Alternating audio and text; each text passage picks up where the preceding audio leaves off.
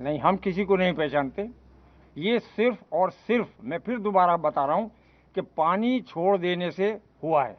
पानी छोड़ने से तमाम पब्लिक भ्रम में आ गई और उन्होंने ये कहा कि बगैर किसी सूचना के खुदाई कैसे हो रही है। एसडीएम कौन थी ये? संबल? एसडीएम संबल। एसडीएम संबल ने जिद की वहाँ पर कि इसका पानी खाली कराया जाए, जबकि एसपी महोदय और डीएम महोदय ये कह रहे थे कि नहीं, डंडे से नाप लो। जैसे ही पानी छूटा तमाम पब्लिक में भ्रम फैल गया कि उसकी जामा मस्जिद की खुदाई हो रही है। आप लोगों ने समझाया पब्लिक को, आप लोगों की तरफ से? हम लोग चूँकि मस्जिद परिसर में मौजूद थे और हमने अनाउंस भी किया, पब्लिक को समझाया। लेकिन इसके साथ साथ मैं एक और कहना चाहूँगा कि पूरी तरीके से ये एसडीएम संबल और सीओ संबल की साजिश से हुआ है। सीओ संबल ने क्या किया? सीओ संबल ने ये किया कि जिस टाइम भीड़ इकट्ठा हो रही थी पानी को देखकर कि वहाँ भ्रम की स्थिति है, खुल रही है, तब उन्होंने उनसे सीओ साहब से ये मालूम करने की कोशिश करी कि आखिर जामा मस्जिद में क्या हो रहा है। तो उन्होंने उन्हें गालियाँ दी और लाठीचार्ज करा दिया और ये भी कहा कि अगर ज़्यादा सवाल जवाब करोगे तो सबको ठोक दूंगा।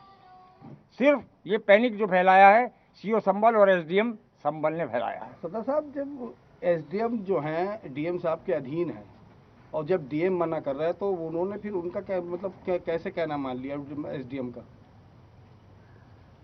फिर से जवाब सवाल करें। डीएम के एसडीएम अधीन है। हाँ हैं। और डीएम में मना कर रहा है कि मेजरमेंट नहीं होगा, डंडे से नाप लो, और एसडीएम जोर दे रही, तो क्या डीएम साहब ने उस बात को उनको?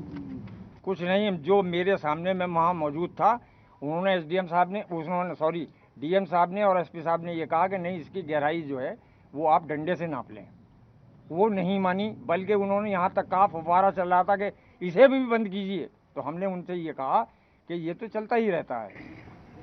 अच्छा सदर साहब, जैसे आपने अनाउंस किया था, आपके पक्ष की जो भीड़ थी, आपके समुदाय और आप सम्मानीय व्यक्ति हैं, आपने अनाउंस किया कि सर्वे पूरा हो गया है और अब कोई बात नहीं है, कहा था, सब मस्जिद पे अनाउंस हुआ था, तो फिर ये भीड़ क्यों नहीं मानी आपके समझाए को? भीड़ इसलिए नहीं मानी कि भीड़ ये समझ रही थी कि अंदर खुदाई चल रही है, अंदर खुदाई चल रही है। उन्हें कोई समझाने वाला नहीं था। मैंने ही अनाउंस करके उनसे शांति बनाए रखने की अपील की है। उनसे ये कहा कि आप लोग अपने अपने घरों को जाएं, किसी तरह का कोई लड़ाई झगड़ा शोर शराबा न करें। ये मेरे अनाउंसमेंट की रिकॉर्डिंग सबके पास है। जो अनाउंसमेंट हुआ था उसके अंदर आपने ये कहा था कि एएसआई की जो सर्वे है वो पूर्ण हो गया है और उसके बाद ही पत्थरबाजी हुई, ऐसा हुआ? हाँ, देखिए, आइए। आपका 19 तारीख को जो हुआ था सर्वे, वो पूरा हो चुका था। आप अभी कहते रहिए, आप कहते रहिए। वो पूरा हो चुका था। उसके बाद ये डीएम महोदय ने अनुमति दी है। कोर्ट की कोई अनुमति नहीं थी, कोर्ट ने एक बार दिया था। उसके बाद जो हिंदू पक्ष है उन्होंने ये मांग रखी कि सर्वे चूँकि रात थी, बहुत पब्लिक थी, हम पूरा नहीं कर पाए हैं। ये डीएम को दिया उन्होंने दरख्वास्त, और इस पर हमें फिर से सर्वे करने की इजाज़त दी जाए। तो ये कोर्ट का आदेश नहीं था, बल्कि डीएम साहब का आदेश था कि सर्वे दूसरा के कर लिया जाए। उन्होंने हमें नोटिस रिसीव कराया, उन्होंने हमें डीएम साहब सीओ साहब ने और एसडीएम साहब ने हमें इत्तला दी कि हम इसके हमारे पास दरख्वास्त आई है और हम इसका सर्वे करवाएंगे। लेकिन अभी डीएम साहब ने कोई परमिशन नहीं दी है, हम रात के 11 बजे तक आपको बताएंगे। उन्होंने हमें रिसीव कराया है, सूचना रिसीव कराई है, लेकिन उन्होंने यही कहा कि डीएम साहब इसकी परमिशन नहीं देंगे क्योंकि ये कोर्ट से ही दूसरा के आएगा। लेकिन उसके बावजूद भी 11 बजे जब मुझे पत्रकार महोदय ने बताया, एक पत्रकार महोदय ने, कि सुबह को सर्वे होना है, तब हमने इन लोगों से पूछा कि भाई ये तो सुबह को ही होना है, वरना मीडिया को कैसे पता चला। हमने एसडीएम साहब से कहा कि ये मीडिया बता रही है कि सुबह को 7 बजे, और आप ये कह रहे हैं कि अभी कोई वो नहीं है, आपको सिर्फ सूचना दी जा रही है। तो हमें भी भ्रम में रखा गया, हमें भी भ्रम में रखा गया। हमने किसी से नहीं कहा। प्रशासन ने आपको गुमराह किया? प्रशासन ने पूरी तरीके से गुमराह किया, प्रशासन ने और पुलिस ने। हाँ, मैंने की थी। वो ये था कि मैं मौके पर उस टाइम गया था, मुझसे डीएम साहब ने कहा था, एसपी साहब ने कहा था कि आप मौके पर जाएं और भीड़ को आप सेटिस्फाई करें। मैं गया था, तब मेरे सामने डीआईजी महोदय, एसपी और डीएम आपस में ये डिस्कशन कर रहे थे कि तुरंत गोली चलाने का ऑर्डर लिया जाए। कौन कर रहे थे? एसपी साहब थे, डीएम साहब थे और डीआईजी साहब थे। मैं उस टाइम वहाँ मौजूद था।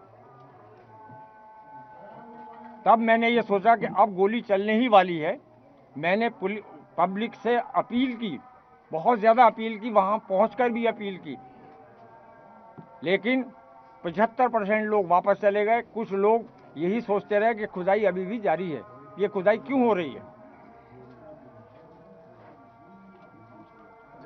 तो मैंने फौरन ही अनाउंस किया कि गोली चलने के आदेश मिल चुके हैं पुलिस प्रशासन को, लिहाजा मेरी गुजारिश है, अल्लाह के वास्ते, खुदा के वास्ते, सारे लोग हट जाएं, चले जाएं, अपने अपने घरों को चले जाएं, शांति बनाए रखें।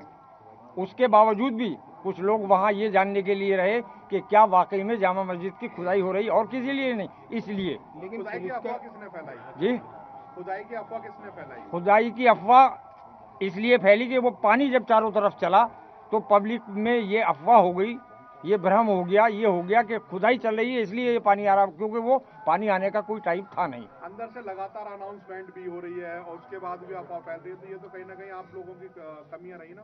नहीं, हमारी क्या कमी रही, हम तो बराबर अनाउंस कर रहे हैं। पानी की जो कमी है, सबसे बड़ा जो अफवाह फैली है वो पानी को देख के फैली है कि ये पानी क्यों आ रहा है, इसका मतलब ये है कि अंदर खुदाई हो रही है, जबकि हम बराबर अनाउंस कर रहे थे वहाँ खुदाई नहीं हो रही थी। लेकिन पब्लिक के जहन में यही बात हुई कि शायद खुदाई हो रही है, और ये क्यों हो रही है। पुलिस का तो ये मानना है कि गोली जो है पुलिस ने नहीं, पब्लिक में से चली है। ये कहना बिल्कुल गलत है पुलिस का, ये कहना बिल्कुल गलत है।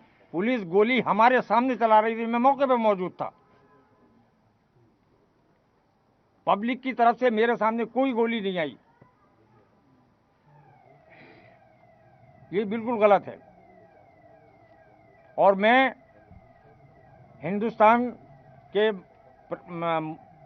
माननीय मोदी साहब से, सीएम साहब से, ये जो बच्चे बेगुनाह मारे गए हैं, क्योंकि इसका कोई प्रमाण नहीं है कि वहाँ पर पत्थर किसने मारा, फिजा किसने खराब की, जो लोग मारे गए हैं उनको उचित मुआवजा दिया जाना बहुत ज़्यादा ज़रूरी है, क्योंकि ये गुनाह किसने किया है, किसने नहीं किया है, ये तय नहीं है।